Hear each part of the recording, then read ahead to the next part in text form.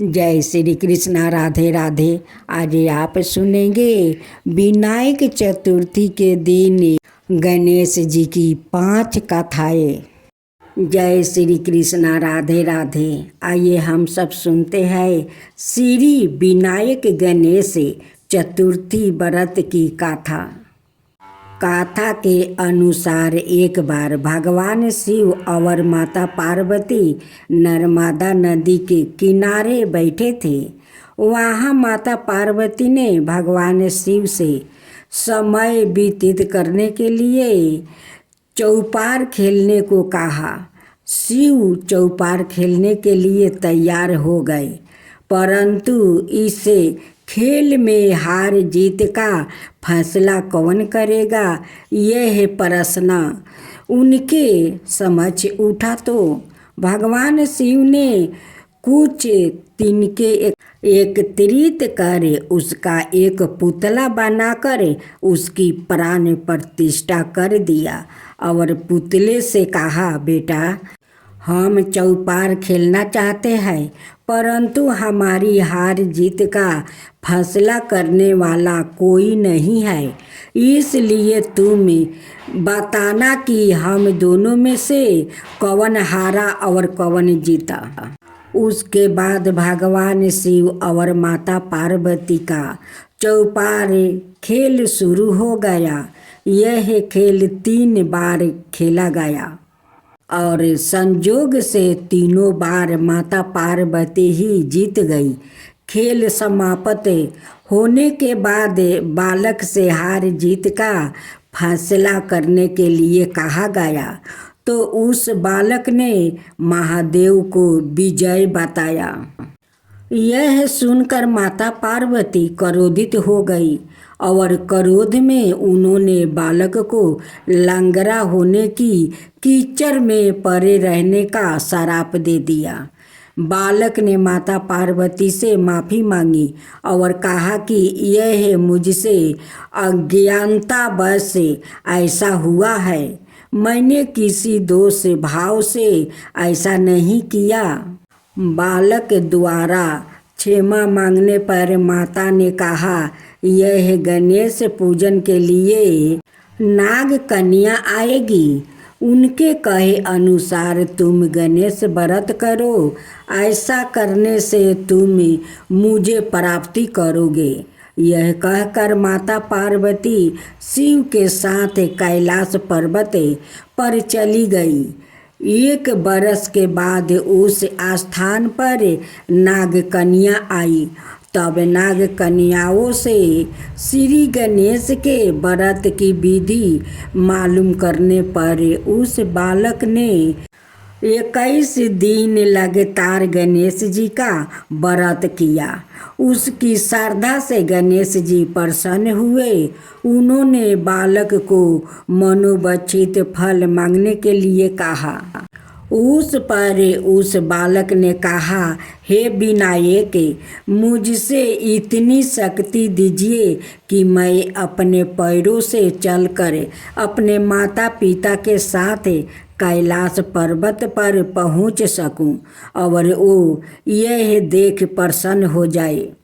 तब बालक को वरदान देकर श्री गणेश अंतर्ध्यान हो गए। इसके बाद वो बालक कैलाश पर्वत पर पहुंच गया और कैलाश पर्वत पर पहुंचने की अपनी कथा उसने भगवान शिव को सुनाई। चौपार वाले दिन से माता पार्वती शिव जी से विमुख हो गई थी।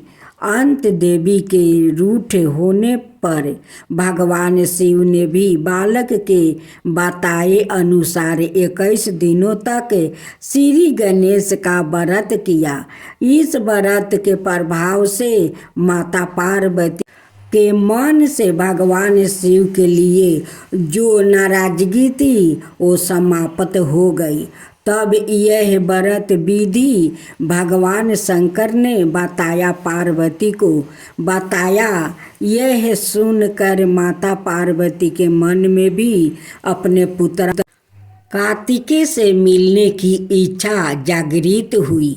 तब माता पार्वती ने भी 21 दिन तक श्री गणेश का व्रत किया और दूबा फूल और लड्डुओं से गणेश जी का पूजन अर्चना किया। व्रत के 21वां दिन कार्तिकेय सवाई माता पार्वती जी से आए मिले। उस दिन से श्री गणेश चतुर्थी का यह व्रत समस्त मनोकामनाओं की पूर्ति करने वाला व्रत माना जाता है।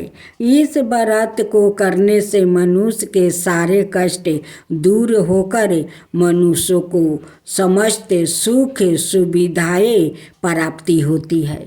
अब सुने माता पार्वती और गणेश जी की कहानी। एक दिन पार्वती माता स्नान करने के लिए गई, लेकिन वहाँ पर कोई भी रक्षक नहीं था। इसलिए उन्होंने चंदन के पेस्ट से एक लड़के को अवतार दिया और उसका नाम रखा गणेश। माता पार्वती ने गणेश को आदेश दिया कि उनकी अनुमति के बिना किसी को भी घर के अंदर ना आने दिया जाए। जब शिव जी वापस लौटे तो उन्होंने देखा कि द्वार पर एक लड़का खड़ा है। जब वो अंदर जाने लगे तो उस लड़का ने उन्हें रोक लिया और नहीं जाने दिया। यह देख शिव जी क्रोधित हुआ और अपने सवारी बैल नंदिनी को उस बालक से युद्ध करने को कहा, पर युद्ध में उस छोटे बालक ने नंदी को हरा दिया। यह देखकर भगवान शिव जी ने क्रोधित होकर उस बाल गणेश के सर को काट दिया। अब माता पार्वती वापस लौटी तो वो बहुत दुखी हुई और जोर जोर से रोने लगी। शिव जी को जब पता चला कि वो उनका सवाई का पुत्रा है तो उन्होंने भी अपनी गलती का एहसास हुआ कि शिव जी ने पार्वती को बहुत समझाने की कोशिश की, पर वो नहीं मानी और गणेश का नाम लेते लेते और दुखित होने लगी। अंत में माता पार्वती ने क्रोधित होकर शिव जी को अपनी शक्ति से गणेश को दोबारा जीवित करने के लिए कहा। शिव जी बोले, हे पार्वती, मैं गणेश को जीवित तो कर सकता हूँ, पर किसी भी अनाए जीवित प्राणियों के सर को जोड़ने पर ही माता पार्वती रोते रोते बोल उठी, मुझे अपना पुत्रा किसी भी हाल में जीवित चाहिए। यह सुनते ही शिव जी ने नंदी को आदेश दिया, जाओ नंदी, इस संसार में जिस किसी भी जीवित प्राणी का सर तुमको मिले काट लाना। जब नंदी सर खोज रहा था तो सबसे पहले उसे एक हाथी दिखाई तो दिया, उसका सर काट कर ले आया। भगवान शिव ने उस सर को गणेश के शरीर से जोड़ दिया और गणेश को जीवन दान दे दिया। शिव जी ने इसलिए गणेश जी का नाम गणपति रखा और बाकी सभी देवताओं ने उन्हें वरदान दिया कि इस दुनिया में जो भी कुछ नया कार्य करेगा पहले जय श्री गणेश को याद करेगा, तब इन कार्य को आगे करेगा और सफल भी होगा। तो बोलो विनायक गणेश की जय, गणेश भगवान की जय। गणेश जी की कथा। एक बुढ़िया थी, वो बहुत ही गरीब और अंधी थी। उसके एक बेटा और बहू थी। वो बुढ़िया सदाए गणेश जी की पूजा किया करती थी। एक दिन गणेश जी प्रकट होकर उस बुढ़िया से बोले, बुढ़िया माँ, तू जो चाहे सो मांग ले। बुढ़िया बोली, मुझसे तो मांगना नहीं आता है, मैं कैसे और क्या मांगूं। तब गणेश जी बोले, अपने बहू बेटे से पूछ कर मांग ले। तब बुढ़िया ने अपने बेटे से कहा, गणेश जी कहते हैं तू कुछ मांग ले, बताओ मैं क्या मांगूं। बेटा ने कहा, माँ तू धन मांग ले। बहू से पूछा तो बहू ने कहा, नाती मांग लो। तब बुढ़िया ने सोची कि यह तो अपने अपने मतलब की बात कर रहा है। अतः उसे बुढ़िया ने पड़ोसिन से पूछा तो उसने कहा, बुढ़िया तू तो थोड़ी दिन जिएगी, क्यों तू धन मांगे और क्यों तू नाती मांगे। तू तो अपनी आंखें की रोशनी मांग ले, जिससे तेरी जिंदगी आराम से कट जाए। इस पर बुढ़िया बोली, यदि आप प्रसन्न है तो मुझे 9 करोड़ की माया दे, निरोगी का काया दे, अमर सुहाग दे, आँखों की रोशनी दे, नाती दे, पोता दे और सब परिवार को सुख दे और अंत में मोक्ष दे। यह सुनकर तब गणेश जी बोले, बुढ़िया माँ तूने तो हमें ठगा लिया रे। फिर भी जो तूने मांगा है वचन के अनुसार सब तुझे मिलेगा। और यह कहकर गणेश जी अंतर्ध्यान हो गए। उधर बुढ़िया माँ ने जो कुछ मांगा वो सब कुछ मिल गया। हे गणेश जी महाराज, जैसे तुमने उस बुढ़िया माँ को सब कुछ दिया वैसा ही सबको देना। अब सुने गणेश जी की सवारी मूषक की कथा। बहुत समय की बात है, एक बहुत ही भयंकर असुरों का राजा था गजमुख। वो बहुत ही शक्तिशाली बनना और धन चाहता था। वो साथ ही सभी देवी देवताओं को अपने बस में करना चाहता था। इसलिए हमेशा भगवान शिव से वरदान के लिए तपस्या करता था। शिव जी से वरदान पाने के लिए वो अपना राज्य छोड़ कर जंगल में जाकर रहने लगा और शिव जी से वरदान प्राप्ति करने के लिए बिना पानी पिए भोजन खाए रात दिन तपस्या करने लगा। कुछ साल बीत गया। शिव जी उसके अपार तप को देखकर प्रभावित हो गया और शिव जी उसके सामने प्रकट हुए।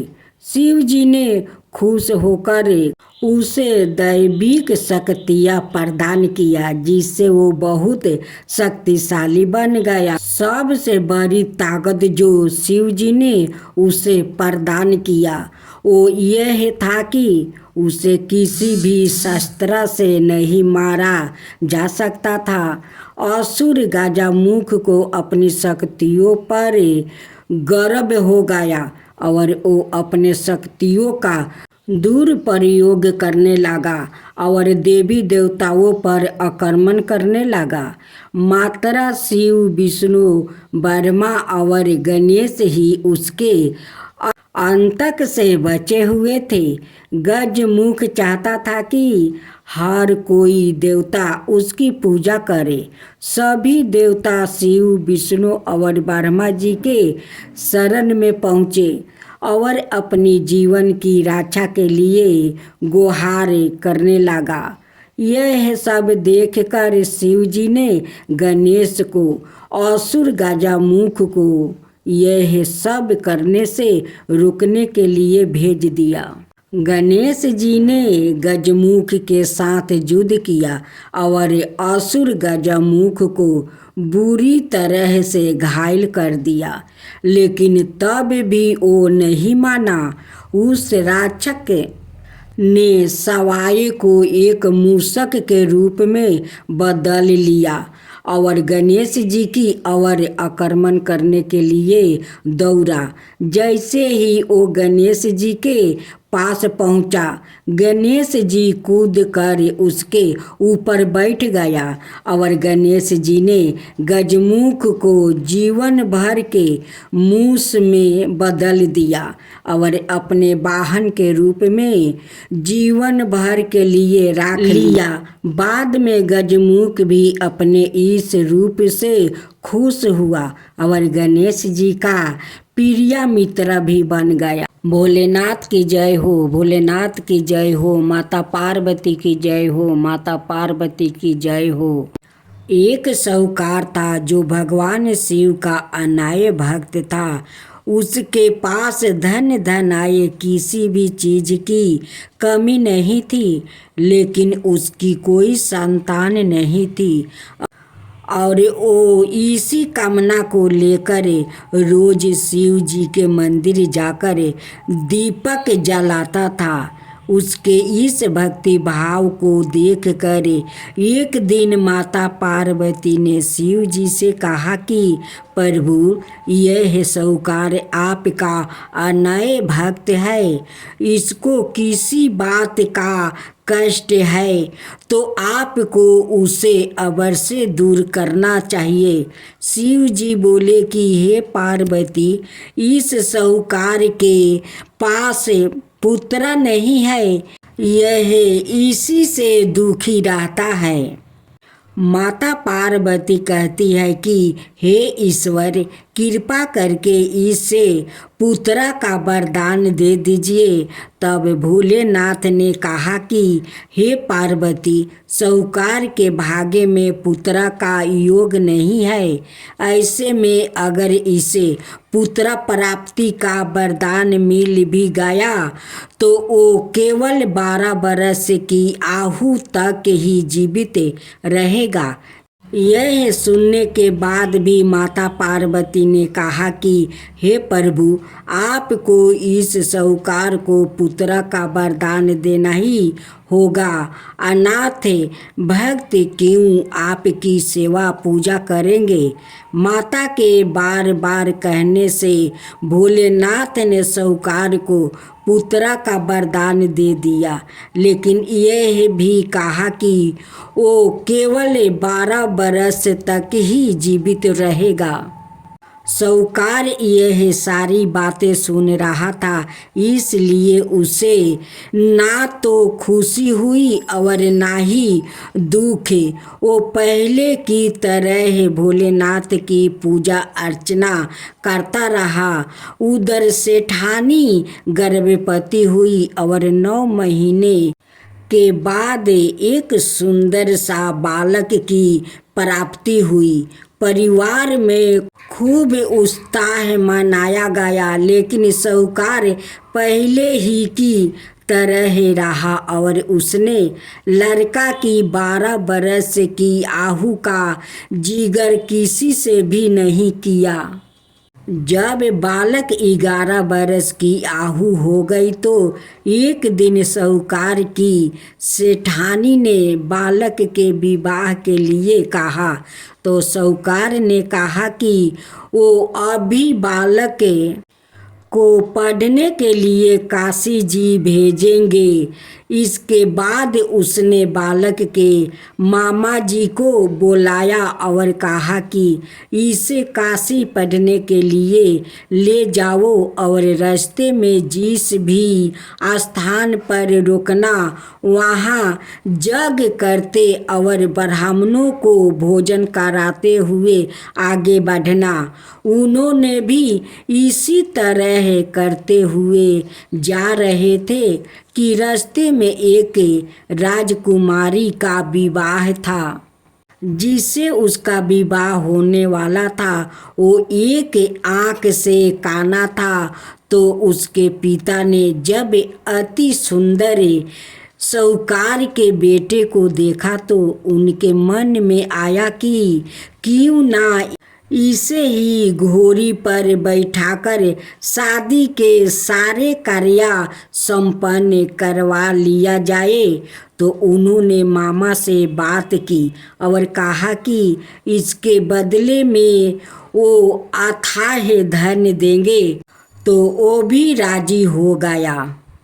इसके बाद साहूकार का बेटा विवाह की वेदी पर बैठा और जब विवाह कार्य संपन्न हो गया तो जाने से पहले उसने राजकुमारी की चदरी के पल्लू पर लिखा कि तेरा विवाह तो मेरे साथ हुआ, लेकिन जिस राजकुमार के साथ भेजेंगे वो तो एक आँख का काना है। इसके बाद वो अपने मामा के साथ काशी के लिए चल गया। उधर जब राजकुमारी ने अपनी चुनरी पर यह लिखा हुआ पाया तो उसने राजकुमार के साथ जाने से मना कर दिया। तो राजा ने भी अपनी पुत्री को बारात के साथ विदा नहीं किया। बारात वापस लौट गई। उधर मामा और भांजे काशी पहुंच गए थे। एक दिन जब मामा ने जग रचा रखा था और भांजा बहुत देर तक बाहर नहीं आए तो मामा ने अंदर जाकर देखा तो भांजे का प्राण निकल चुके थे। वो बहुत परेशान हुए, लेकिन सोचा कि अभी रोना पीटना मचाया तो ब्राह्मण चल जाएंगे और जग का कार्य अधूरा रह जाएगा। जब जग संपन्न हुआ तो मामा ने रोना पीटना शुरू किया।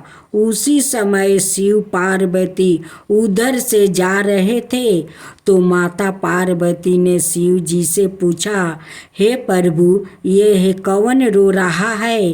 तभी उन्हें पता चलता है कि यह तो भोलेनाथ के आशीर्वाद से जन्म हुआ साहूकार का पुत्र है। तब माता पार्वती कहती है कि हे स्वामी, इसे जीवित कर दीजिए। अनाथ रोते रोते इसके माता पिता के प्राण निकल जाएंगे। तब भोलेनाथ ने कहा कि हे पार्वती, इसकी आहु इतना ही थी सो वो भोग चुका है, लेकिन माँ के बार बार आग्रह करने पर भोलेनाथ ने जीवित कर दिया। लड़का ओम नमः शिवाय करते हुए उठा और मामा भांजे दोनों के ईश्वर को धन्यवाद दिया और अपनी नगरी की ओर लौटा। रास्ते में वही नगर पारा और राजकुमारी ने उन्हें पहचान लिया। तब राजा ने राजकुमारी को साहूकार के बेटे के साथ बहुत सारे धन धनाये के साथ विदा किया। उधर साहूकार और उसकी पत्नी छत पर बैठे थे। उन्होंने यह प्रण कर रखा था कि यदि उनका पुत्र सकुशल ना लौटा तो वो छत से कूदकर अपना प्राण त्याग देंगे। तभी लड़के के मामा ने आकर साहूकार के बेटे और बहू के आने का समाचार सुनाया, लेकिन वो नहीं माने तो मामा ने शपथ पूर्वक कहा। तब तो दोनों को विश्वास हो गया और दोनों ने अपने बेटे बहू का स्वागत किया। उसी रात साहूकार को सपने में शिव जी ने दर्शन दिया और कहा कि तुम्हारे पूजन से मैं प्रसन्न हुआ। इसी प्रकार जो भी व्याकृत इस कथा को पढ़ेगा या सुनेगा उसके समस्त दुखों दूर हो जाएगा और मन बचित सभी कामनाओं की पूर्ति होगी। जय शिवा ओमकारा, प्रभु हरे शिवा ओमकारा। ब्रह्मा विष्णु सदा शिव अर्धंगिनी धारा। ओम जय शिवा ओमकारा। एकानन चतुरानन पंचानन राजे। शिव पंचानन साजे, हंसासन गरुड़ासन विषवाहन साजे।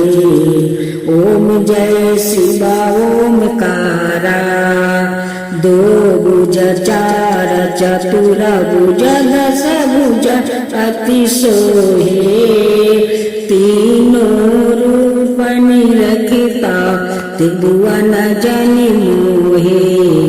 ओम जय शिवा ओमकारा। अक्षर माला बने माला मंगी माला तारी, चंदन मृग मद सोहे बोले सुभिकारी। ओम जय शिवा ओमकारा, श्वेतांबर पीतांबर बागंबर अंगे, सनकादिके बरे मादिके भूतादिके संगे। ओम जय शिवा ओमकारा, करिके मध्यम कमंडल चक्र त्रिशूल धरता, जग करता जग भरता जग पालन करता।